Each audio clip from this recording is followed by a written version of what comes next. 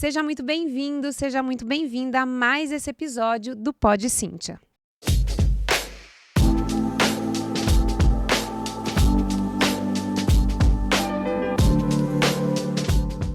Esse canal é destinado a donos e donas de escolas de música que querem crescer o seu negócio com propósito e sem perder a expansão e toda a potência que você tem na educação. E hoje eu estou aqui com a Vanessa Pancioni. Você vai conhecer essa empresária da educação que vai trazer toda essa expertise que ela tem junto da VUMP, da Anhanguera Educacional e que vai trazer um pouquinho mais para a gente desse universo acadêmico dentro da educação musical. Vanessa, seja muito bem-vinda. Cíntia, é uma alegria estar aqui com você. Já estive com seus mentorados e sei da energia e do potencial desse grupo. Então, obrigada pelo convite. Obrigada a você por estar aqui.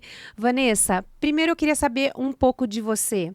De onde que você vem? Hoje você é head da Anhanguera, do acadêmico da Anhanguera e da VUMP. Então, conta um pouquinho dessa fusão das empresas e como você começou a sua carreira no acadêmico e como você chegou até aqui. Muito legal. Tenho muito orgulho de ter mirado a minha carreira para ser professora, porque acho que a gente tem que buscar a vocação, a nossa missão, assim como eu vejo que os seus mentorados eles têm a vocação, né, da música, de buscar a arte e o negócio com a arte. Então, eu comecei a minha carreira como professora, eu tinha 22 anos, eu comecei como professora da faculdade Anhanguera. Depois, aos 26, eu ganhei um prêmio, fizeram um prêmio lá dos melhores professores e eu pontuei.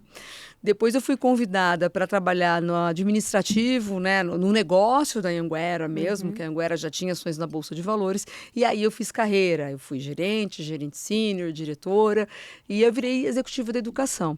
E aí é muito interessante, Cíntia, que toda a minha história de professora, mestrado, e eu tenho um doutorado que eu ainda não concluí, no direito, eu deixei para trás e fui em busca da educação, porque o que me brilhava o olho, eu achava que era o direito, mas quando eu entrei nesse mundo, eu vi que era o poder da transformação que a educação pode provocar em larga escala. Então, tudo que é negócio de educação, eu me interesso.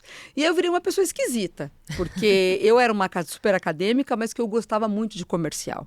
Eu ia, né, no vender meu curso no call center e eu saía aplaudida. Eu queria saber de orçamento, eu queria saber de venda, eu queria saber de meta, eu não queria saber só de projeto pedagógico. Aí eu fiquei no acadêmico, me achavam esquisita. E quando eu ia no comercial, eu falava assim, mas essa não é a moça do acadêmico? Agora ela está querendo aqui no comercial? Então, hoje aqui, que eu estou, né, depois de tantos anos na Anhanguera, que eu estou na VUMP, que é um negócio voltado para infoprodutores, eu acho que eu estou no meu melhor momento, que é o que eu gosto. Eu gosto de negócios acadêmicos. Então, eu sempre falo, sou head de negócios acadêmicos, que é levar a educação, mas pensando que a educação também pode ser um negócio e isso é muito honrado, isso é muito bom, né, desmistificar isso de educação como negócio. Então, por isso que eu acho que eu tenho tanta sinergia com você e com seus mentorados. Exatamente. E eu me identifiquei muito com o que você falou, porque eu comecei com 21 anos, trabalhando também em sala de aula como professora, fui CLT 19 anos, e aí quando eu entrei no mestrado que eu comecei, na verdade, a me atentar para os negócios. E aí que eu muito depois de você, comecei a estudar, mas hoje eu vejo um negócio como, a educação como negócio. Exato, né? exato. Total, porque o que a gente tem, o nosso conhecimento intelectual, ele não é algo banal. É algo que nós demoramos muito para adquirir. Nós estudamos muito, nós nos dedicamos, nós demos muitas aulas, nós transformamos vidas. Exatamente. Então, isso não é algo que a gente pode banalizar. Então, eu queria que você contasse um pouco como que vocês veem hoje reconhecendo esses cursos, reconhecendo o conhecimento e como que a gente realmente empacota um conhecimento que a gente tem teórico e prático para que isso seja validado pelo MEC, validado por uma instituição em educação.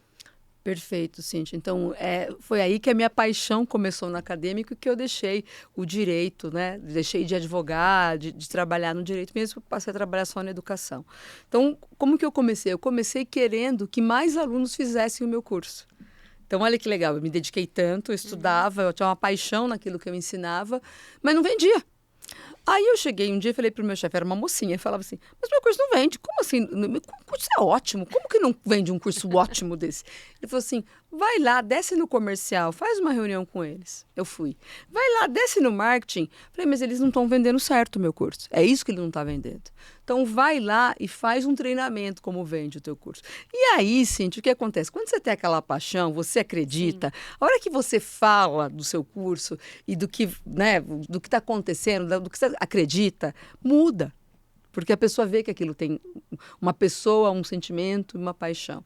Então, foi assim que eu fui virando executiva e vendo esse valor de que o meu conhecimento, sem essa mãozinha dada para o negócio, para o comercial, para o marketing, hoje, né, tem o consumidor no centro, né, tem outras coisas, mas olhando o meu conhecimento com outros conhecimentos, ele ia ficar só comigo ali guardadinho. Então, foi esse o impulso que eu acho que é também o que deve mover as pessoas. Querer que o que você estudou, o que você sabe, seja transportado para mais pessoas e que você também possa viver, né, financeiramente daquilo que você se dedicou tanto.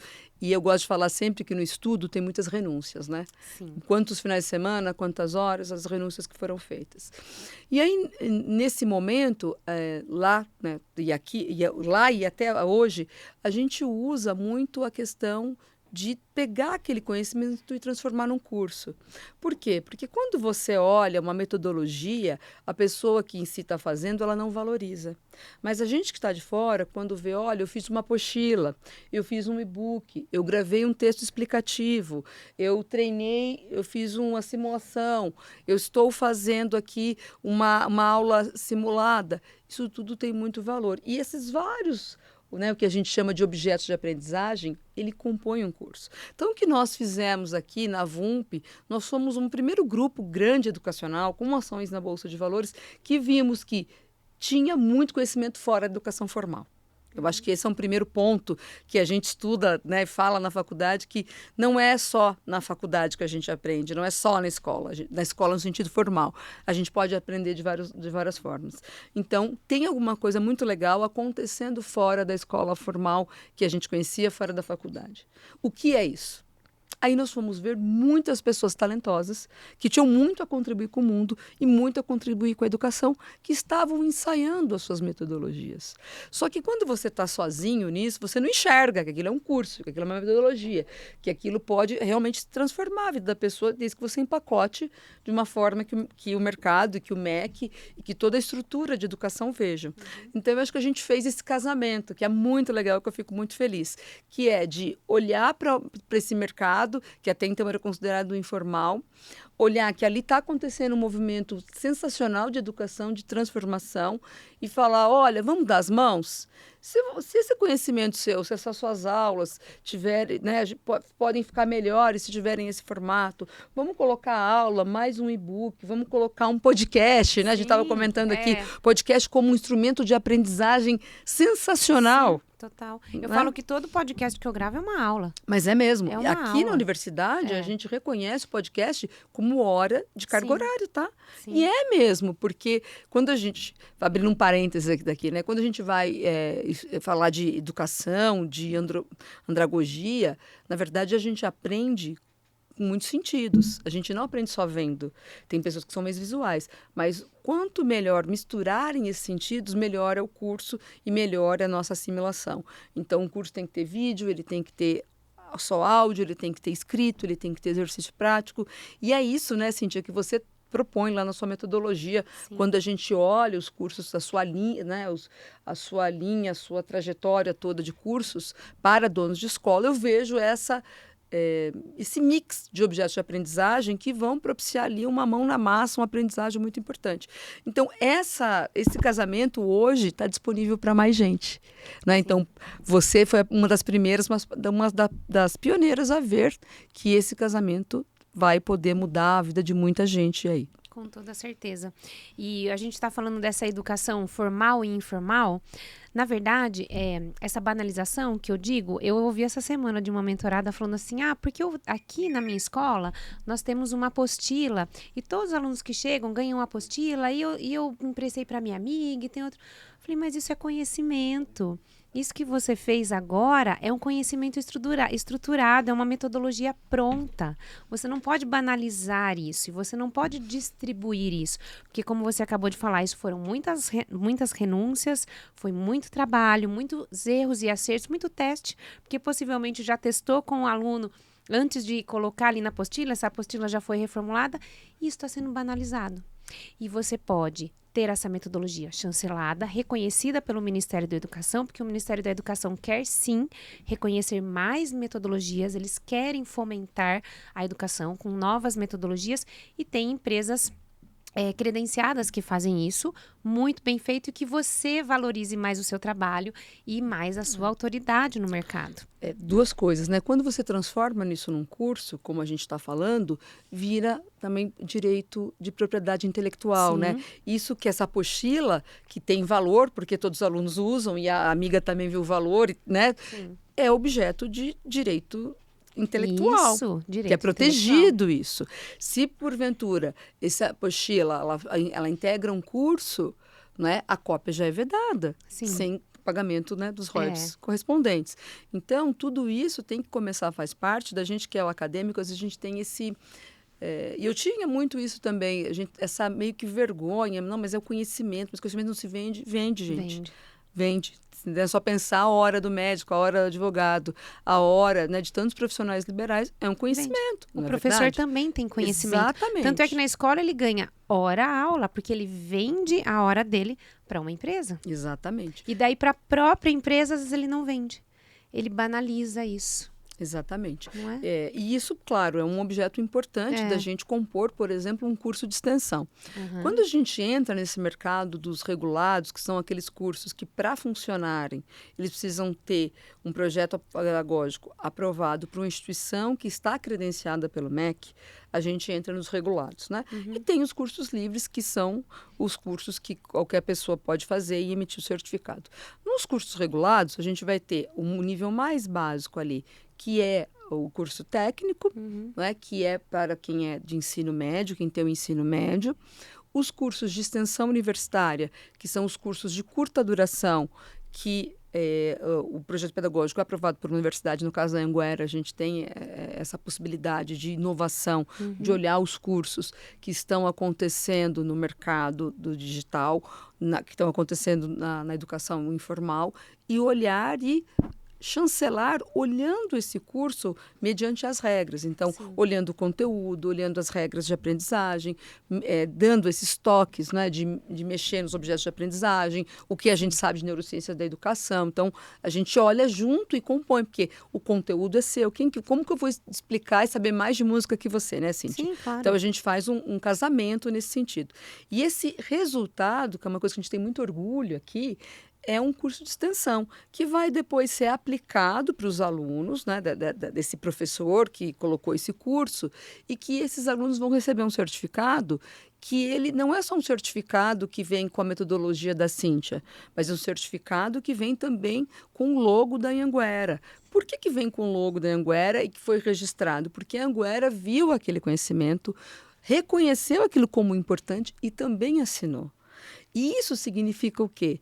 Muito mais autoridade, porque não é uma autovalidação apenas, é uma validação minha, do meu conhecimento, dos meus alunos, mas também de uma instituição que o mercado reconhece, que tem a autorização do MEC. A Anhanguera hoje é uma das empresas, uma das faculdades mais conhecidas no Brasil, e hoje a gente tem 1.200.000 alunos em andamento na graduação. Então, quando você fala que você tem um curso de extensão que é dotado dessa potencialidade, obviamente, você vai ter uma autoridade carregada com o próprio nome da Anhanguera, que é top of mind hoje, né? E uma autoridade reconhecida. Olha, uma universidade olhou a minha metodologia e entendeu que ela é muito valiosa, né? E isso muda o jogo. Muda o jogo por quê? Porque você coloca um player mais relevante, que aqui no negócio a gente chama de um outro stakeholder, um player relevante no negócio, que as pessoas que estão de fora do mercado veem esse diferencial competitivo também, né, de concorrência, porque por que a escola X tem e a escola Y não tem? Naturalmente vai ter uma concorrência, você vai se diferenciar. Claro. E essa diferenciação, eu gosto sempre de dizer isso, que diferencial acadêmico se converte em diferencial comercial. Porque se você tem uma metodologia diferente, se você foi mais longe, seu aluno reconhece diferente, cabe ao seu comercial e ao seu marketing converter nisso em mais venda, Isso tem que vender mais necessariamente. Claro, porque você ganha autoridade e a sua propriedade intelectual não fica mais banalizada. E não é qualquer uma. É algo, uma metodologia validada. Algo realmente que já transformou X mil alunos, X mil horas de aula. É muita técnica e muita prática. E isso realmente é validado e tem um carimbo, né? E é reconhecido por muito mais pessoas, né? Porque é como se você tivesse o reconhecimento de toda a Anhanguera. Então, é externa essa validação. E hoje essa validação externa também conta, né? E o conteúdo é o ouro, né? O conteúdo é o ouro, é a tua metodologia, é a tua alma, porque eu tenho certeza, conhecendo os seus mentorados, que eu tive essa oportunidade, eu vi que cada um deles põe a alma nos cursos. E isso é muito valioso. Em cada aula, em cada aluno, em cada hora de aula. Às vezes a gente discute isso, eu falo assim, olha, a minha origem lá no direito. Se você me pedir para dar uma aula de Constituição e pedir para a Maria dar uma aula de Constituição e der a mesma ementa, nós vamos dar aulas diferentes. Total. Porque cada uma vai por sua alma, né? A gente que é professora de verdade, você põe a tua alma e teu coração, o que você acredita, o que foi melhor para você. E isso é muito valioso, né? E a gente, quando coloca e transforma esse curso em extensão, e tudo isso que você está dizendo é só para colocar o que é mais importante para cima e no centro, diferenciando e não concorrendo com tantas coisas que a gente vê aí, que infelizmente é como se fosse vender areia no deserto. Claro. Van, conta um pouquinho como que é essa estrutura de cursos e essa estrutura acadêmica, de curso de extensão, de pós, de graduação, mestrado, doutorado, como que é essa linha de essa esteira, né, acadêmica? É uma esteira. É uma esteira, né? Outro dia a minha filha, que também chama Beatriz, perguntou para mim, mãe, quantos anos eu preciso estudar ainda? Gente, ela está no 4º ano. Aí eu fui contando. Na escola formal eu fui 26 anos. Então, assim, na escola formal, começando do pré, que não fui no jardim, porque antigamente não ia no jardim, fui no pré. Mas o que acontece? Então, depois que a gente, né, termina o ensino médio, você pode, né, substituir o ensino médio por ensino técnico ou fazer após, porque o requisito de entrada no ensino técnico é o completar, né, o fundamental. Mas tem gente que escolhe a graduação. A graduação, ela tem 2 significados. Tem a graduação lato stricto sensu, que a gente fala, e a graduação stricto sensu. Então, são graduações, tanto o curso de Direito, de Engenharia, de Música, de Medicina, os mais tradicionais, como os tecnólogos. Pouca gente sabe, mas os tecnólogos são graduação. Então, é diferente o técnico, lá o curso técnico em, né, alguma instrumentalidade. Eu fiz curso técnico em pianística. Pianística, perfeito. Técnica em piano. Técnica em pianística, Sim. No nível médio. Sim. Mas, na graduação, a gente tem o tecnólogo em gestão de recursos humanos, tecnólogo em gestão comercial, tecnólogo, né? Como existe, por exemplo, o bacharel. Como existe o bacharel. O bacharel é graduação. Sim. O bacharel e a licenciatura são graduações, né, no sentido estrito. E depois a gente tem o tecnólogo. Então, os 2 são graduação. Por que é importante a gente sempre falar isso? Porque os 2 habilitam a pessoa a fazer uma pós. Tá? Então, mesmo que você seja graduado num tecnólogo, você pode fazer uma pós. Só que a diferença é a duração. O tecnólogo ele tem um corte mais reduzido, né? Então, ele tem 2 anos, 3 anos no máximo de duração. E a graduação tem de 4 a 5. Então, no Brasil, a gente aceita então, o técnico está aqui mais para baixo, né? A graduação, né, lato sensu e stricto sensu, que é a graduação e tecnólogo. Depois a gente tem a pós-graduação lato sensu, que também é chamada aqui no Brasil de especialização. Até tem os MBAs, quando são cursos cujo conteúdo seja gestão. Por exemplo, MBA em gestão para profissionais, donos de escola de música. Tem muitas disciplinas de gestão, a gente coloca a palavra MBA, mas são sinônimos. Quando você pergunta para a pessoa, você tem pós? Na verdade, eu estou querendo dizer pós lato sensu, que é essa de 1 ano, né, de duração, normalmente. Essa aqui tem a finalidade da gente melhorar a empregabilidade da pessoa, no sentido de dar um conhecimento mão na massa para que ele progrida, né, na educação. Depois a gente entra já nos mais acadêmicos, né, Cíntia? Que aqui tem a pós-graduação lato sensu e depois tem a pós-graduação stricto sensu, que são o mestrado e o doutorado. Eu e você fizemos o mestrado, eu tenho um doutorado não concluído ainda, que são mais acadêmicos. Então, hoje, quando a pessoa faz o mestrado e o doutorado, ele tem a ideia de ser professor, né, de uma universidade, ou pesquisador.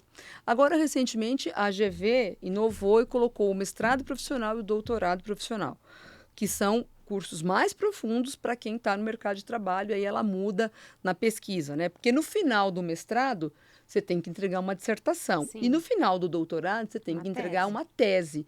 E a diferença é que o mestrado pode ser uma revisão bibliográfica, mas a tese tem que conter uma inovação. Sim. Né? Então, este é um caminho, não é, total aí do acadêmico. Depois, para quem tem mais fôlego, ainda tem a livre docência ou o pós-doutorado, né? Sim. Que também que é um título mais curto, de 1 ano, mas também existe aí o pós-doutorado. Perfeito. Van, e você está muito inserida nas novas discussões, atualizações da educação, tanto com o MEC, com outras instituições dentro da própria Anhanguera, com instituições fora do país. Então, o que está acontecendo hoje? Quais são as inovações? Como que está a IA? A IA está chegando com tudo ou não? Você fala, depois eu vou falar a minha opinião. Mas eu acho assim, a IA só vai ser melhor se tiverem pessoas melhores, mais inteligentes, mais capacitadas para treinar esses robôs e os robôs serem melhores. Então, como que está realmente a inovação e os estudos, né? E o que você ouve em relação a isso hoje em dia? A Anhanguera ganhou muitos prêmios já de inovação em IA, mas hoje a gente usa muito a IA para evitar trabalhos repetitivos. Então, por exemplo, hoje a gente tem já lá para conferir os documentos da graduação, quando o aluno entra, que tem que ter, né, o diploma do ensino médio ou da pós-graduação, que tem que ter o diploma da graduação, a gente já usa, né, a IA para fazer essas conferências. Depois a gente tem a correção de monografia e TCC por IA. Então, a IA, você dá um gabarito para ela corrige, e depois ela lê e faz um comentário. Só que não é automatizado, não é o comentário da IA que já vai direto para o aluno. Depois um tutor, né, pessoa, olha aquilo e se ele estiver de acordo, ele aperta sim, se não, ele refaz, etc. e tal. Esse é um piloto que a gente tem com a Amazon e é um sucesso impressionante, até apresentamos já lá no exterior sobre isso. Mas como que a gente vê a IA? A gente, claro, vê a IA como uma ferramenta relevante que a gente não pode ignorar, que é uma ferramenta que vai poder acelerar o que a gente está conhecendo, trabalhos, etc. e tal. Mas você tem toda a razão, Cíntia. A IA não vai resolver todos os problemas. Porque quem testou o ChatGPT minimamente percebe que se o seu prompt for ruim, a resposta é ruim. Sim. E se o prompt for bom, a resposta tende a ser boa. Então, claro, ela acelera muito, mas ela não vai diminuir a importância de você continuar estudando, de você continuar se aprimorando. Por que eu falo tanto em estudar e falo da gente sempre continuar estudando, né? A minha trajetória mesmo, sou uma pessoa que estudou direito pra caramba, mas hoje eu gosto de estudar outras coisas. Eu gosto da neurociência da educação, eu gosto da marketing digital, eu gosto de estudar as armas da persuasão, eu gosto de estudar. O que eu sinto, assim, que quanto mais a gente estuda e a gente sai fora daquele universo que é o único, mais a gente enche a caixa de ferramentas, mais a sua racionalidade vai ter ferramentas diferentes para resolver problemas. E hoje, e sempre, vai ser valorizado o profissional que resolve problemas. Essa é a grande capacidade que está, né? Qual é a capacidade importante do século XXI? Claro que é a sociabilidade, claro que é relacionamento, claro que é ética, mas da parte técnica é você resolver problemas. Sim. Então, eu valorizo muito eu ter feito direito, porque eu vejo a modo como eu resolvo, penso, o mundo, são aquelas ferramentas que me ajudaram. E aí eu conhecer um pouco mais de educação, um pouco de comercial, um pouco de marketing, um pouco de tudo, vai aprimorando e vai fazendo que quando você tem um problema lá na sua escola, que ferramenta você usa? Isso eu pego essa, isso eu pego aquela, tal. Agora, a pessoa que não estuda, que não debate, que não tem um grupo de networking, que não está aberto a ouvir e participar, ela fica parada. Então, quando chega, na verdade, se a gente fosse olhar no cérebro da pessoa, quando chega um problema, ela tem poucas ferramentas para resolver. Ela é uma acumuladora de problemas. Exatamente, ela exatamente. Não tira da frente. Por isso que quando eu falo estudar, a pessoa pensa que é para decorar, não é. É para encher a tua cabeça de coisas, de ideias, de criatividade. A gente não é criativo, a gente não inova sem a gente ter ideias novas e fora. Tem que olhar fora para ver melhor dentro. Né? E eu mesma, quando a gente está olhando esse mundo do marketing digital, a gente está pondo um monte de ideias novas e diferentes e fazendo inovar. Então, por isso que eu acho sensacional essa sua iniciativa de incentivar donos de escola de música a terem um momento que eles podem, né, dividir as questões que são próprias daquele cenário, mas que eles podem estudar coisas que são relativas àquele universo, para ter outras ferramentas, para ter criatividade, porque como diz o cientista, né, sobe no ombro do outro para ir mais longe. Isso. E a gente tem que subir no ombro de alguém para ir mais longe. Então, Porque sozinho a gente não vai muito longe, né? Um passo a gente pra cá, faz um mais passo do pra lá. mesmo, né? Faz mais do mesmo. Por isso que quando eu saí do direito, eu falei, nossa, mas tem muita coisa fora. Fiquei apaixonada, porque senão você fica num mundo que não tô dizendo direito, mas eu queria outras coisas, eu queria aprender outras coisas. E essa coisa de gestão mesmo me trouxe essa possibilidade de experimentar outras coisas e eu valorizo muito. Você sabe que a gente tem muito em comum, né? Muito em comum. A primeira vez que eu conheci a Vanessa, a gente começou a conversar, foi no Mastermind Elite, do grupo que nós fazemos parte, do Thales Kinderé. E a primeira vez que a gente sentou do lado, a gente conversando, onde você mora? Eu moro em Prescaba, ela mora em Valinhos, cidade próxima. Ai, que legal, olha, tô respondendo aqui a minha filha chama Beatriz, tem 9 anos. Uma olhou pro cara da outra e falou assim, eu também tenho uma filha, Beatriz, de 9 anos. Como assim? É verdade. E agora fiquei sabendo que você começou a dar aula com 21 anos, 22, eu também, com a mesma idade. Que legal. Sim. E isso de estudar, eu também sempre gostei muito, sou acadêmica, professora, adorava estudar. Mas e eu sempre estudava e colocava em prática. Exatamente. Eu tinha uma nova partitura, eu já queria tocar para ver se aquela partitura funcionava, se a sonoridade, né, não ficava acumulando. Mas mesmo assim, ainda tem um monte de coisa acumulada de material que a gente, às vezes, ainda nunca viu, né? E quando eu também descobri a área de vendas, que é isso que você também falou que gosta, que é o comercial, e inclusive esse ano de 2025, a minha palavra é vendas, tanto para mim quanto para os meus mentorados. Porque se confunde muito venda com entrega. Um professor, ele dá aula o dia todo. Então, dando aula o dia todo, ele acha que ele está vendendo. Mas ele não está vendendo nada. Ele já vendeu uma aula e aí ele está entregando aquelas aulas para aquelas pessoas. Venda é você realmente trazer alguém novo. Trazer alguém novo para comprar do seu CNPJ da sua empresa. A entrega você já fez. Quando eu vendo uma mentoria, o meu mastermind, já vendi. Agora eu vou entregar o que eu prometi. Tantos encontros, isso, aquilo, congresso, né? E mesma coisa, um curso de extensão ou de pós. Sim. Você comprou o curso, daí você vê qual é a forma de pagamento. X vezes de tanto e você vai receber a entrega. Então, confunde-se muito isso também, venda e entrega. E o meio acadêmico tem isso também, né? De se confundir muito isso de venda e entrega. E quando tem empresários e os funcionários mesmo da empresa, né? Os CEOs como você que estão estudando isso, é muito bom para a educação. Porque a educação começa a olhar esse outro lado, tem-se empresas... começam a ter empresas que realmente têm mais dinheiro, empresas mais ricas, que investem melhor na educação e a gente tem uma educação de qualidade. Essa foi uma coisa, né, Cíntia, que eu refleti muito, como eu vim do acadêmico, no acadêmico lá no direito, que é bem conservador, né, eu refleti muito. Porque, assim, o que me levou a ir para um grande grupo, tinha bolsa de valores, né, foi a questão de levar o projeto mais adiante. Porque a gente não é uma universidade pública, a gente é uma universidade particular. Sendo uma universidade particular, ela tem que ter os lucros e as receitas compatíveis para ela continuar existindo. Mas quando eu olho os alunos que a gente impactou, quando eu era professora, os alunos que eu formei, onde eles estão hoje, eu tenho muito orgulho da minha escolha. Porque se você não faz, você não tem essa ideia de vender, de expandir, de fazer o que é justo, o que é correto, você também, né, vai dizer que menos alunos vão conhecer essa metodologia, menos você vai deixar pessoas de fora. Então, eu acho que para a gente que é acadêmico, eu vejo o time de música, né, as pessoas de música também muito do acadêmico, essa meio que constrangimento de vender uma coisa que é um dom, constrangimento de vender um conhecimento. Mas a gente tem que parar com isso, né, porque essa questão da gente se acanhar faz com que aquilo que a gente acredita, que é o curso lá, que foi o que o meu diretor na época falava, o seu curso, você acredita nele? Então vende.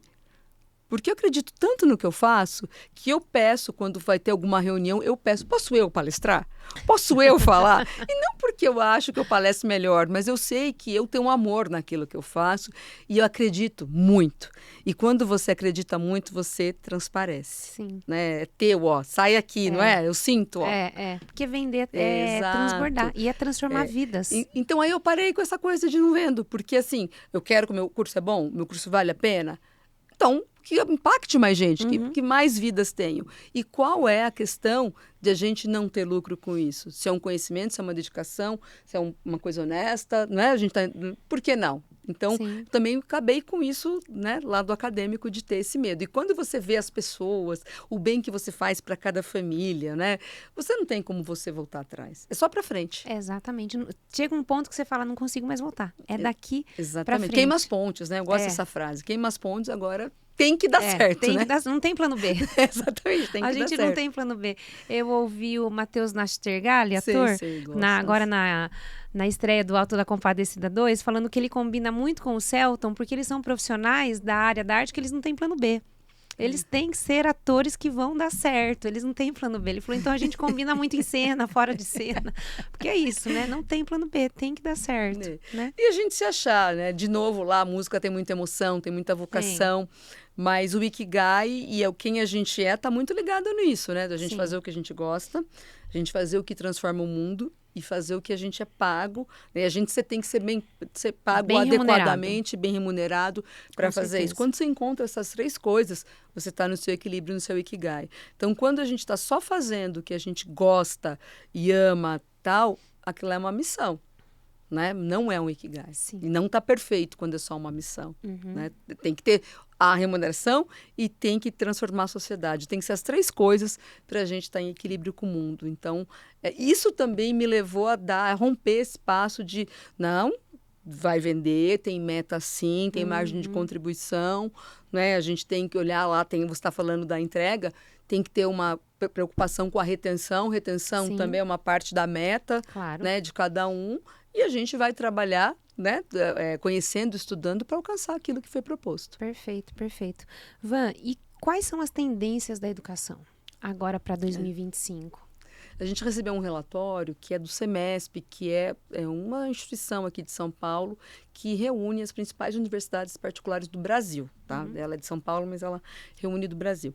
Ela fala muito, Cíntia, desse casamento do mercado formal com o mercado que até então era informal, né? De trazer esse novo. Porque eu não sei se as pessoas percebem, mas a aula da faculdade, aí eu falo, né, infelizmente olhando para dentro também, está muito diferente da aula que está acontecendo aqui para fora, que tem senso, que tem propósito, que a pessoa se liga, que tem uma vinculação emocional, que grava num estúdio diferente, que tem uma apostila diferente, que tem um e-book diferente. Então, assim, a gente está aprendendo muito com isso. Então, esse casamento de olhar como as pessoas aprendem, como elas gostam, né, é uma tendência. O curso híbrido, né, que é uma coisa que depois da pandemia ficou muito confuso, porque era tudo presencial, depois passou tudo a ser remoto, né, que não era nem EAD, e agora as pessoas estão preferindo, né, e aí a gente já vê nas escolas, na universidade, essa ideia de ter, por exemplo, na música até poderia ter isso também na escola de música, uma parte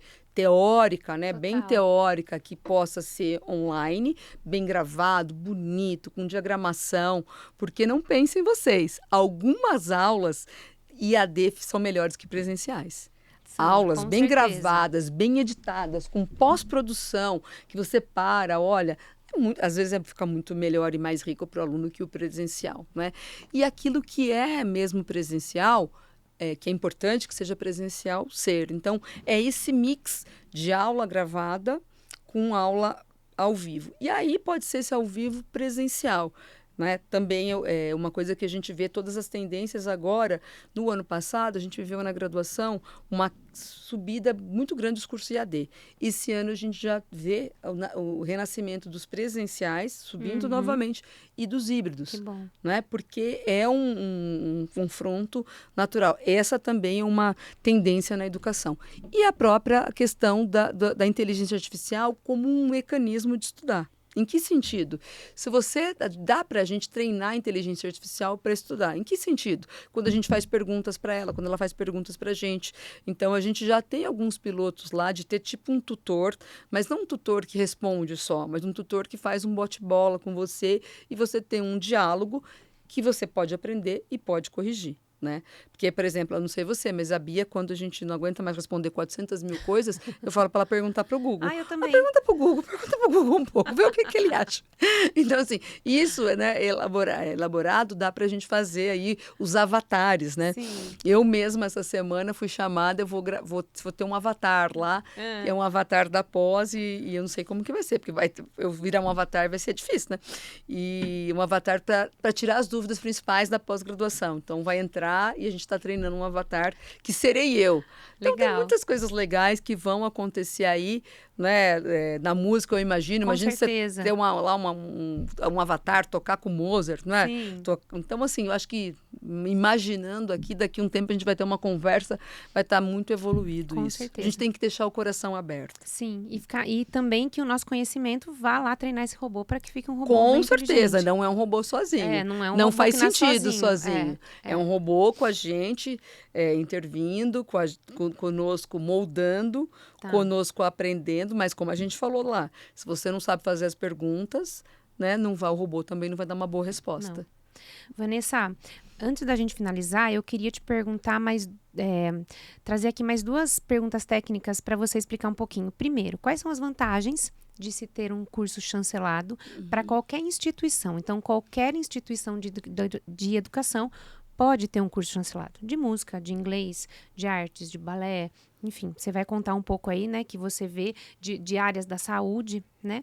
E também queria saber que você falasse um pouco do lifelong learning, que é dessa aprendizagem contínua do aluno sempre estar, do professor, e que isso tenha essa sistematização. Perfeito. A vantagem de você ter um curso chancelado, o que a gente olha? Primeiro, do ponto de vista de venda que você falou, Sim. né, Cíntia? Tem autoridade. É autoridade. Então, quer dizer, você teve um curso que é reconhecido por uma instituição fora, que é como se fosse uma auditoria, né? É fora, não é sua amiga, sua parente, é uma instituição fora que reconheceu, uma instituição grande, de prestígio, que te reconheceu e vai te dar aquele reconhecimento. Então, a sua autoridade aumenta, você se diferencia dos concorrentes, né?